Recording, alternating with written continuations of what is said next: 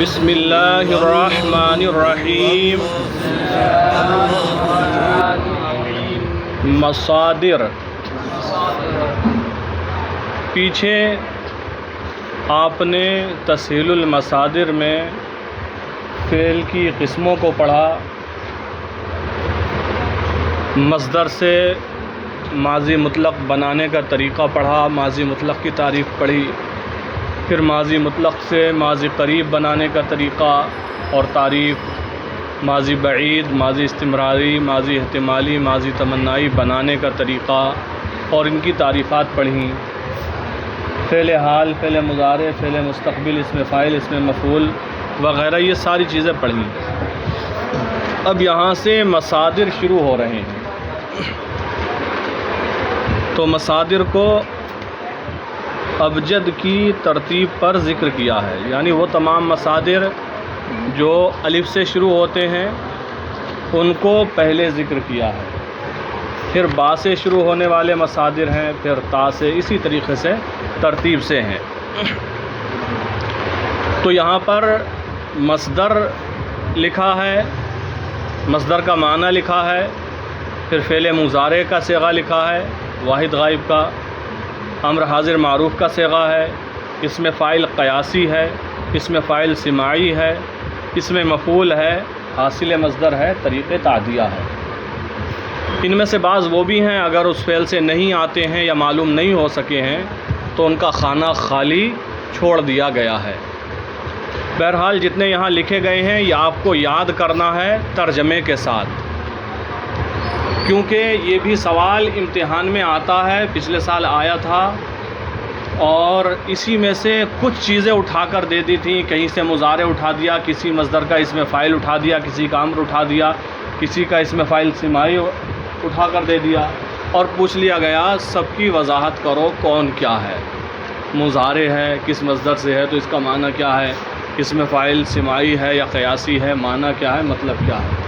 تو اگر آپ حضرات نے یہ اچھے طریقے سے یاد کر رکھا ہے تو آپ اس طرح کے سوال کا جواب دے سکتے ہیں، ورنہ پھر دقت اور پریشانی ہو۔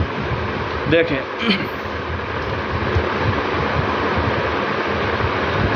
انہوں نے 9 خانے بنائے ہیں۔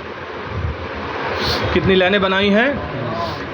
پہلی میں مصدر ہے اور دوسرے خانے میں معنی مصدر ہے، تیسرے میں مضارع ہے، چوتھے میں امر ہے، پانچویں میں اسم فاعل قیاسی ہے، چھٹے میں اسم فاعل سماعی ہے، ساتویں میں اسم مفعول ہے، آٹھویں میں حاصل مصدر ہے اور 9ویں میں طریق تعدیہ ہے۔ دیکھیں آختن مصدر، آختن معنی کیا ہوگا؟ تلوار کھینچنا، آختن تلوار کھینچنا۔ اس کا مضارع نہیں لکھا ہے، امر نہیں لکھا، اسم فاعل قیاسی نہیں لکھا، اسم فاعل سماعی نہیں لکھا، اسم مفعول لکھا ہے آختہ، کھینچا ہوا، آختہ کھینچا ہوا، طریق تعدیہ بھی نہیں ہے، حاصل مصدر بھی نہیں ہے۔ دوسرا مصدر ہے آراستن، ترجمہ ہے سنوارنا، میک اپ کرنا، سجانا، سنوارنا۔ مضارع ہے آرایت، وہ سوارتا ہے، بیا رائے، فعل امر ہے بیا رائے، تو سوار۔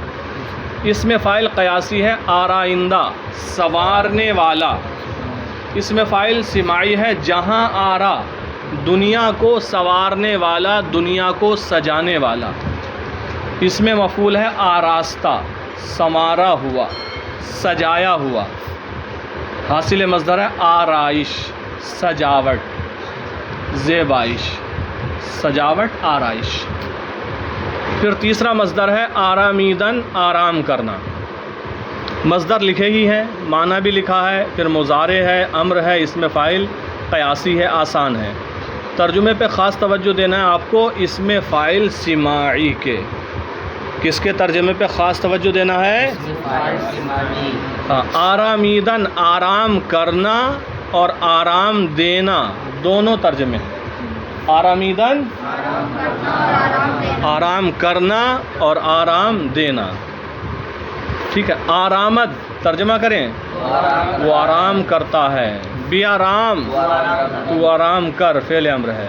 آرامندہ اس میں فاعل قیاسی ہے، آرام کرنے والا. دل آرام، دل کو آرام دینے والا، کیونکہ اس کا معنی آرام کرنا بھی ہے اور آرام دینا بھی ہے. دل کو آرام دینے والا. آرامیدہ آرام کیا ہوا، آرام کیا ہوا. اور آرام دینا سے اگر بنائے تو ہوگا آرام دیا ہوا، جس کو آرام دے دیا گیا ہو. پھر ہے آرامش، حاصل مصدر آرام آرمش، تو ترجمہ وہی ہوگا آرام. کیا ہوگا؟ آرام. پھر ہے آرمیدن،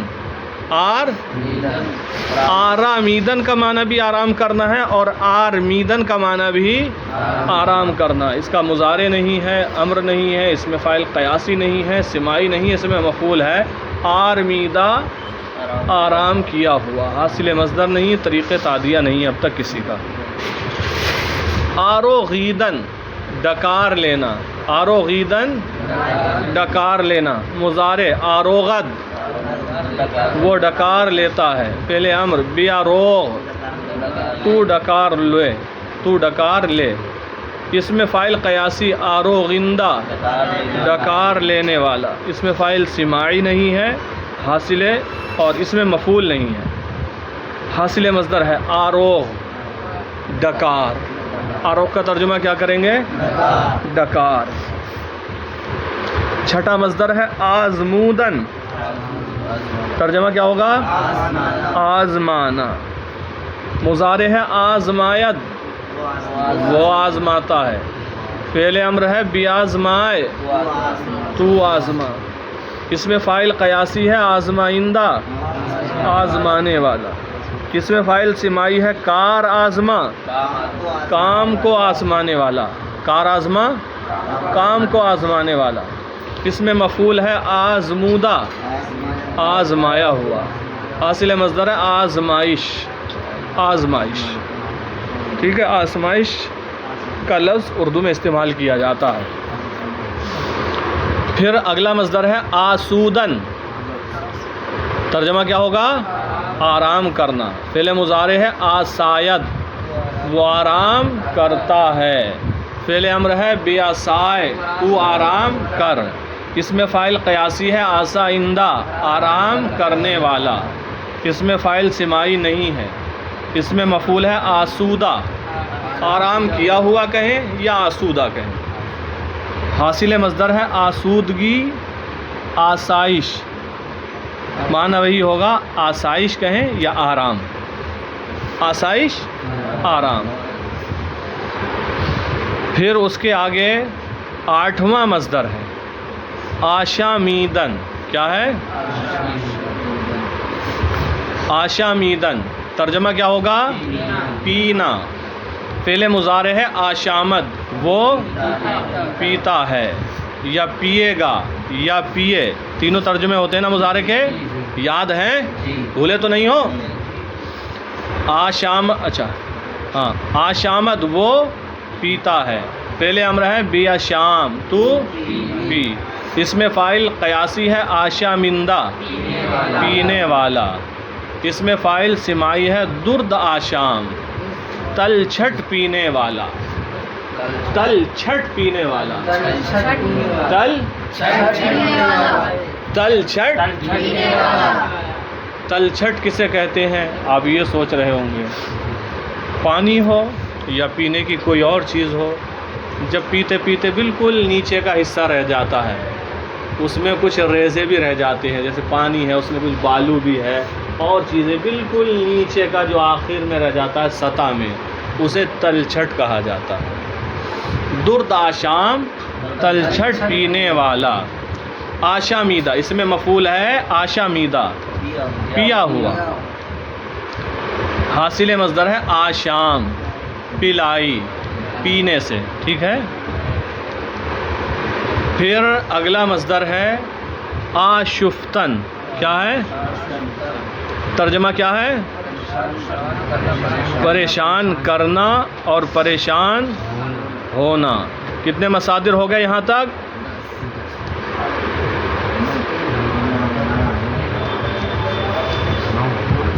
نواں مصدر ہے. کون سا ہے؟ نواں مصدر ہے. آشفتن پریشان کرنا اور پریشان ہونا.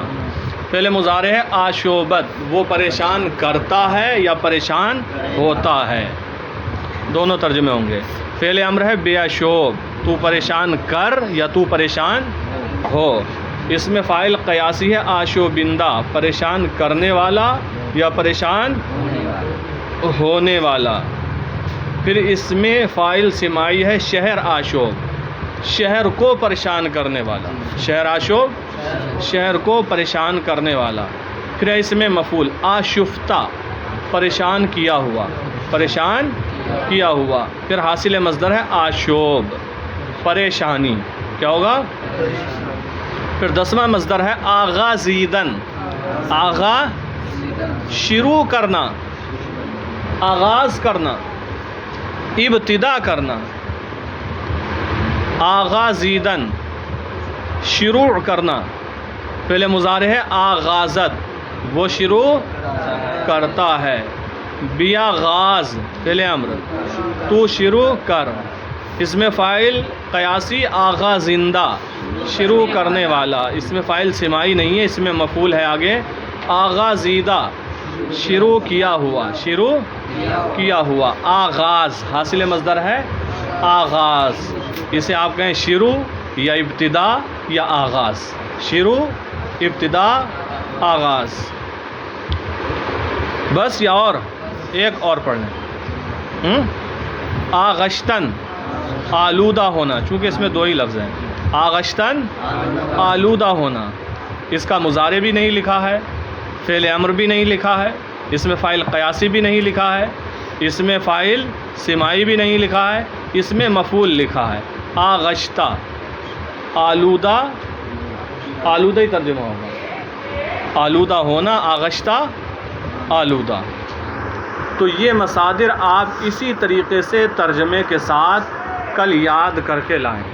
ذرا توجہ کے ساتھ لگ جائیں، 1.5-2 ہفتے لگیں گے انشاءاللہ، یہ مصادر بھی آپ کے مکمل ہو جائیں.